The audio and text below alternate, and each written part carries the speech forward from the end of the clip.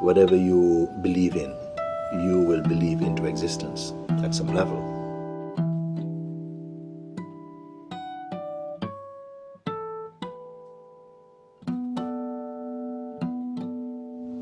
You will experience it as though it is real. You will not even wish to challenge the reality or unreality of thought.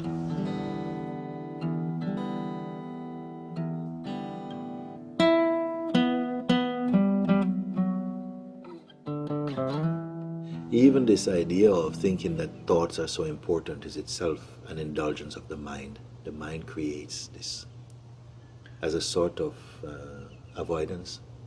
It's nothing at all. It's giving itself importance. Exactly. They're educated like that. Exactly. I don't need to add to that statement, you said it. It's creating a sense of self-importance. The difference between what you may call an ignorant mind or person and the sage is that the sage does not give importance to these thoughts, knowing full well if something is meant to manifest beyond merely abstract thought into actual action or something, it will take place by itself. There is no independent operator of that activity. They understand this, so therefore they leave it. And then it's really silly to be afraid of your own thoughts, like I hear often, if you have bad thoughts, bad things will manifest. And this is a kind of common superstition. Yes, yes. It is not only superstition. Whatever you believe in, you will believe into existence at some level. You will experience it as though it is real. You will not even wish to challenge the reality or unreality of thought. This is like that. It is the belief in the thoughts, identity with thoughts, that give them strength, that energizes them and gives them life. You are the source of them. Don't be confused about it. Yeah, they are not real, but they influence this world, which is not real as well. So. Thank you. Again, you said it. It's not real. The mere manifestation of something is not evidence of its reality. Because something appears does not mean it's automatically real. It means that it appears. Many such phenomena appears and disappear. We are not to think anything of them. That in which the appearance and disappearance is recognized or perceived, we are that. We are only to stay as that. Now you may ask, do we have a choice to stay as that? Yes, actually. I have to say this. It's not an easy choice because there are. It's the only millions, choice you really have. Well, there are It's millions only, of things you can do to distract you from that. Well, if you are so easily seduced by what you call distractions, then what to do? You will swim off by yourself for a while until you're fed up of it. It's like one thing, like staying at the center, and then the infinity of directions around. Little bit by little bit, you will come to see that you are the unchanging core of all that you speak about. That you are the perceiver of them. That apart from you, none of these things exist. They emanate out of you. They entertain you. And they molest you. They molest you when you touch them. When you touch them, they bite you. And their bite is telling you, leave us, we are not real. If you keep on touching us, we're going to bite you. Still you want to go. And the logical mind has difficulty to accept it because there are billions of people and each person... Logical mind is also illusion. Illogical mind is illusion.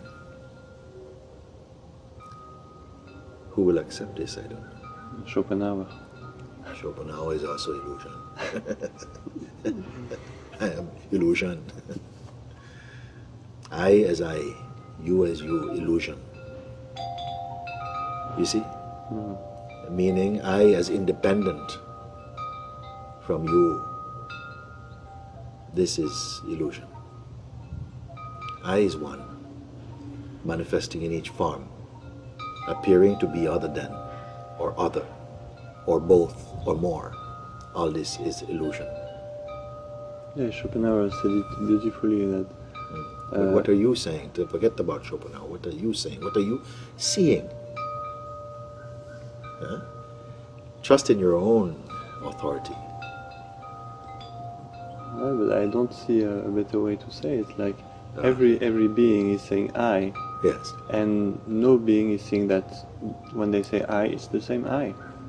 Yes. In the past, the future, or now, it's. Well, it's not enough, because when you say I and you take this I to be this particular body, this particular identity, then you cannot help seeing other than I. That this I is the unmanifest. And everybody is identified to. No, this I is not the unmanifest. This I is the manifestation of the unmanifest. You may say this thing. Exactly. And that the mind, the intellect, is the superficial manifestation of this. Yeah. Let's not go down this road. Let's chop it now. You see. Whatever even arises as I, there's a prior awareness within which even I arises and is perceived. How long must we wait for that awareness to be recognized? What bars you from the direct recognition that I is either synonymous, is the voice of this awareness manifesting through consciousness? What stops you from seeing this? So therefore I and consciousness and awareness are one, essentially. That the manifest and the unmanifest are one. Or you may call it two aspects of the same one.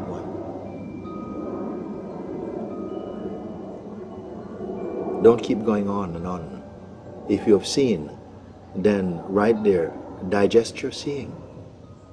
Don't keep rolling on to another, because then it just feels like you come into the very fire of understanding. You jump out into the water swimming to try and see if you can dry off in the sun. Yeah? So I have to stop you right there, you see. Reverse back to that very profound insight and recognition that I is nothing other than awareness, announcing itself through consciousness.